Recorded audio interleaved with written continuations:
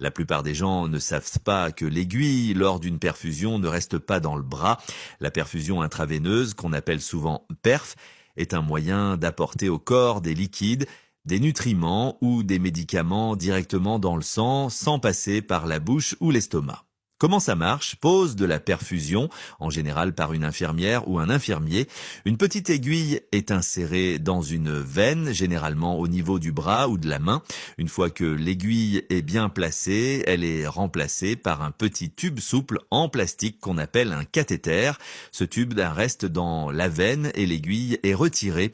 Le cathéter est ensuite connecté à un tuyau relié à une poche contenant un liquide spécial. La poche contient un liquide qui peut être une solution saline, eau salée pour hydrater le corps, une solution sucrée pour fournir de l'énergie, des médicaments, des antibiotiques ou même des vitamines par exemple.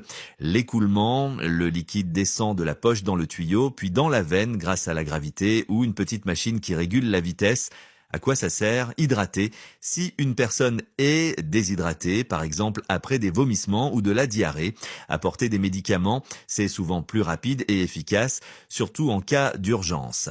Par exemple, on peut administrer des antibiotiques ou des antidouleurs. Nourrir. Si quelqu'un ne peut pas manger, une perfusion peut fournir des nutriments. Stabiliser l'état de santé.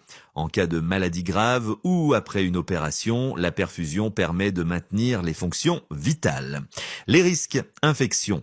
Si la perfusion reste en place trop longtemps ou n'est pas bien désinfectée, il y a un petit risque d'infection. Gonflement, parfois si le liquide ne va pas bien dans la veine, il peut s'accumuler sous la peau et provoquer un gonflement qu'on appelle une extravasation.